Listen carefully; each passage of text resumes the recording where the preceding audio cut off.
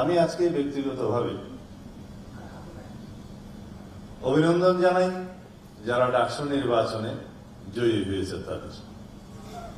এটাই গণতন্ত্রের রীতি। কিছু ত্রুটি বিচ্যুতি নির্বাচনে হয়েছিল, যেহেতু যাত্রা অনেক বছর পরে হয়েছে, কিন্তু ত্রুটি বিচ্যুতি ছিল।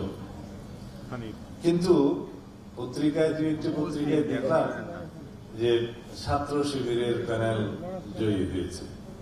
তা আমি আপনাদের সামনে বলতে চাই, সাংবাদিক বন্ধুদের উদ্দেশ্যে বলতে চাই, আমার জানা মতে বাংলাদেশ ইসলামী ছাত্র শিবির ডাকসু নির্বাচনে অংশগ্রহণ করেনি। এই নামে এই ব্যানারে কোনো প্যানেল প্রদান করা হয়েছে কি না? তো পত্রিকা বিভিন্ন মিডিয়াতে এইভাবে আসছিল। তাদের দেখলাম প্যানেলটা ছিল ঐক্যবদ্ধ শিক্ষার্থী জোট। সেই ব্যানারে যারা জয়ী হয়েছে, আমি আবারও ব্যক্তিগতভাবে তাদেরকে অভিনন্দন জানাই।